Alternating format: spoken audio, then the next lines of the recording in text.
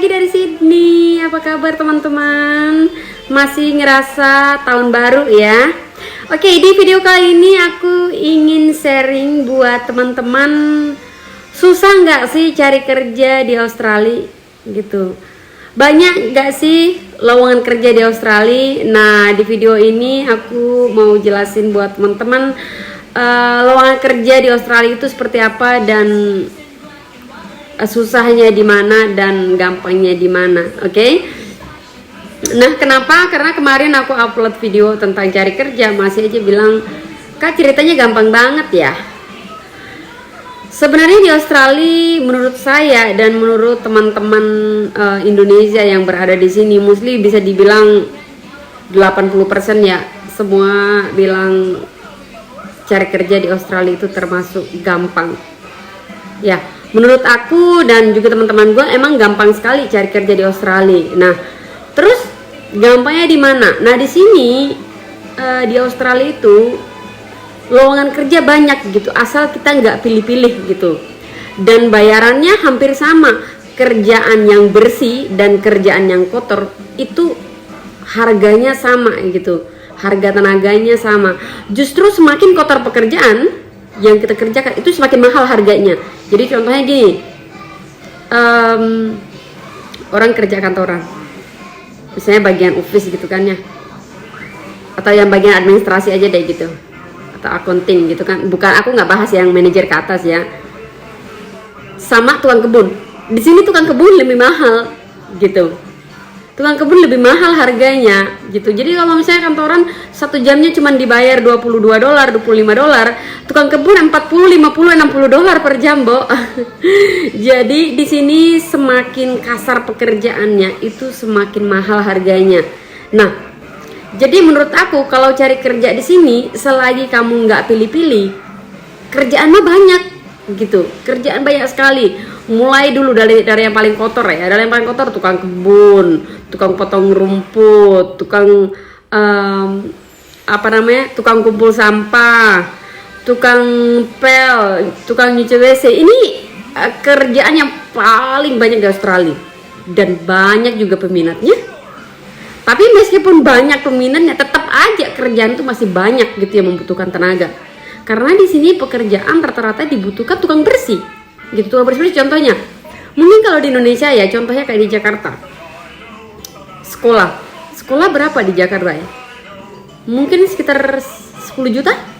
10 juta sekolah mungkin. Di sini sekolahnya juga begitu banyak sekali, itu baru sekolah teman-teman yang membutuhkan bersih-bersih. Belum kantor, belum rumah, belum mall, belum yang lain-lain. Jadi banyak sekali di sini pekerjaan, itu baru pekerjaan kotor loh, baru yang bersih-bersih. Dan harganya tadi saya bilang, harganya tukang bersih-bersih sama orang yang kantor ya sama. Bedanya cuma di pekerjaan doang, harganya sama. Bayarannya pun juga sama. Gitu. Jadi untuk mencari kerja di Australia, selagi lo nggak milih-milih, ya kerjaan mah banyak sekali. Itu tadi yang aku baru cerita, baru bersih-bersih ya, baru tukang bersih-bersih. Belum lagi tukang nyuci piring nih. Indonesia kan banyak tuh lalapan di pinggir jalan gitu kan. Banyak lalapan, banyak penjual es buah dan lain-lain, dan jus-jus goreng-gorengan gitu. Tapi rata-rata yang menjaga pemilik kan, atau mungkin ada karyawan tapi mungkin 1 atau 2 orang. Nah, kalau di sini tidak. Rata-rata kafe, restoran, bar itu membutuhkan tenaga kerja. Jadi dan tenaga kerjanya nggak cuma 1, karena di sini ada yang terima order, ada yang harus pelayan, ada yang buat makanan, ada yang buat minuman, ada yang tukang nyuci-nyuci, dan ada yang tukang ngatur. Jadi kayak manajer gitu. Jadi semua membutuhkan tenaga kerja. Jadi kalau untuk cari kerja ya udah pasti membutuhkan, karena yang namanya mereka kerja di situ nggak mungkin kan orang stay aja di tempat kerja situ. Jarang di sini yang kayak kerja di situ stay sampai 3, 4, 5 tahun kerja di situ, itu jarang. Orang-orang biasanya kalau mostly anak-anak sekolah, kalau dia ngerasa oke, di sini enough sudah karena aku mau persiapan ujian, dia berhenti dulu. Nah, kalau dia udah berhenti, udah pasti di sini cari kerjaan lagi, cari pegawai lagi untuk gantinya dia. Kadang-kadang orang di sini keluar karena mendapatkan pekerjaan yang jauh lebih baik menurut dia, atau mungkin ada yang lebih bagus benefitnya, atau ada apa sih bahasa Indonesianya, manfaat untuk kedepannya dia, karirnya dia. Misalnya dia di sini bekerja pelayan di restoran, ternyata dia di sana dikasih pekerjaan tukang masak, berarti dia akan belajar masak, pengalaman lebih bagus dong, lebih berharga dong. Nah, dia akan pindah. Jadi karena orang di sini keluar masuk, jadi lowongan kerja juga begitu. Ada aja lowongan kerja tiap hari, ada aja. Jadi asalkan teman-teman nggak malas cari ya, nggak malas bertanya, nggak malas browsing gitu. Jadi kerjaan itu selalu ada. Jadi menurut aku dan juga anak-anak Indonesia yang berada di sini, kita ngerasa cari kerja di Australia itu gampang karena lowongan kerja terlalu banyak gitu. Tergantung kitanya gitu kan. Kitanya nih, kemampuan kita di mana gitu. Nah, banyak teman-teman yang bertanya, gimana ya kerja di Australia, mau lamar kerja tapi nggak bisa bahasa Inggris? Ya nggak bisa dong, sama aja kalau misalnya contohnya lo lagi dari NTT, contohnya aku dari NTT datang ke Jakarta, ngotot mau kerja di kafe, di restoran, sedangkan gue nggak bisa bahasa Indonesia, ya gimana bisa kerja? Kan orang datang ke situ mau makan, mau duduk di mana, mau gimana makanan, mau yang seperti apa, atau mau duduk di pojok sana atau pojok sini, kan kita harus jelaskan ke customer. Nggak mungkin aku pakaiin dia bahasa NTT. Exactly sama yang berada juga di Australia. Kalau misalnya di Australia teman-teman datang, ya at least harus bisa dong bahasa gitu. Jadi, Kak gimana dong aku mau kerja di Australia tapi gue nggak bisa bahasa? Ya harus bisa, tapi gue nggak bisa, ya belajar. Semua orang juga nggak ada yang lahir di Indonesia langsung bisa bahasa Inggris, nggak ada. Semua orang juga belajar, termasuk aku juga. Aku juga dulu nggak bisa bahasa Inggris, tapi karena aku punya kemauan untuk hidup di luar negeri, tinggal di luar negeri, bekerja di luar negeri, ya aku belajar. Cara belajarnya gimana? Banyak sekali teman-teman, apalagi di zaman digital sekarang ini. Gampang sekali, banyak orang video kreator yang yang mengajarkan cara belajar bahasa Inggris dengan baik dan benar, dengan cepat. Terus ada juga film-film, ada juga kamus-kamus online, dan masih banyak sekali gitu. Jadi untuk belajar bahasa Inggris di zaman sekarang bagi saya termasuk gampang ya. Karena zaman dulu, bukan zaman dulu banget sih. Dulu tahun 2005, 2006 itu masa aku belajar bahasa Inggris, itu gue nggak ada HP gitu. HP gue nggak ada, bahasa Indonesia gue masih jatuh bangun, apalagi bahasa Inggris gitu kan.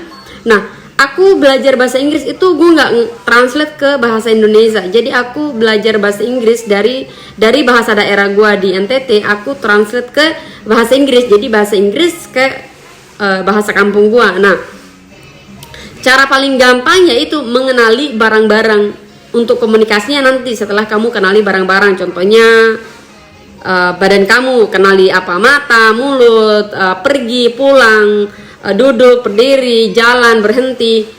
Itu kalau kenali siang, malam, pinggir, pojok, tengah. Kalau kamu udah kenali itu dalam bahasa Inggris, teman-teman tinggal nyambungin gitu. Jadi untuk belajar bahasa Inggris tidak terlalu sulit, asalkan teman-teman ada kemauan gitu. Karena kan mau segampang apapun pekerjaan, mau segampang apapun belajar bahasa, kalau misalnya teman-teman nggak ada kemauan, nggak ada alasan untuk belajar, kenapa harus belajar, ya nggak bakal bisa gitu. Nah, dulu aku membuat alasan gitu untuk harus bisa bahasa Indonesia dan harus bisa bahasa Inggris. Jadi dulu alasan gue adalah gue nggak mau tinggal di kampung, gue mau hidup di kota gitu, tinggal di kota dan harus bisa mencari uang buat keluarga. Nah, alasan gue karena gue ingin cari uang buat keluarga, ya gue harus bisa bahasa Indonesia.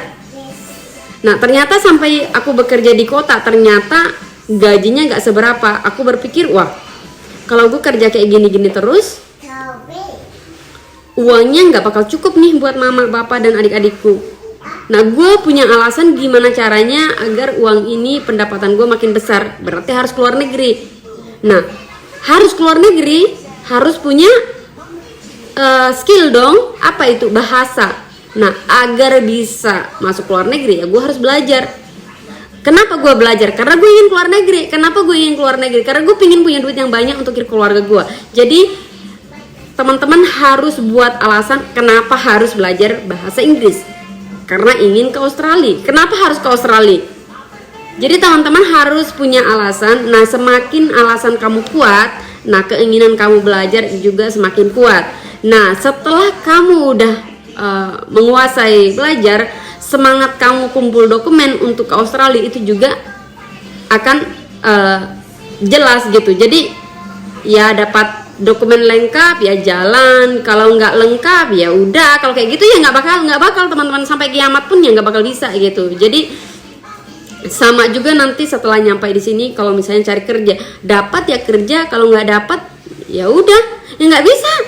Di sini cari kerja ya tabrak sana tabrak sini ya harus gitu. Karena kenapa? Karena gue ingin cari duit, karena gue ingin punya tabungan, karena gue ingin kirim buat keluarga gue, karena gue ingin kirim uang buat mama gue, atau karena gue ingin tambahan uang sekolah gitu. Jadi kita harus punya alasan untuk cari kerja. Jadi kalau misalnya nggak punya alasan ya udah, hujan kamu bilang aduh hujan hari ini nggak bisa cari kerja, angin besar aduh angin nggak bisa cari kerja, aduh kemarin udah kesana nggak ada yang nawarin kerjaan, aduh.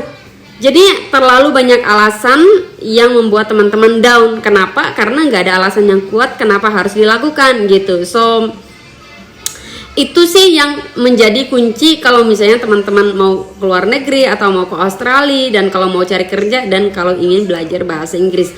So harus buat alasan yang kuat. Kalau nggak punya alasan yang kuat ya I don't know what I'm supposed to do. Oke, berarti susah nggak sih cari kerja di Australia atau gampang nggak sih? Tadi aku dibilang susah juga nggak, karena lowongan kerja banyak. Dibilang gampang juga enggak, karena harus membutuhkan bahasa dan keberanian. Jadi kalau teman-teman punya keberanian dan bisa bahasa, ya mau apa lagi? Tinggal cari kerja. Oh, bos nanya kita, kamu bisa kerja apa? Ya gue bisa cuci piring, gue bisa bersih-bersih, gue bisa jadi pelayan restoran, gue bisa ini, gue bisa housekeeping. Kan bisa jelaskan gitu, karena kita bisa ngomong. Sama kayak misalnya contohnya kita bekerja di Indonesia. Contohnya kita pergi lamar kerja di supermarket.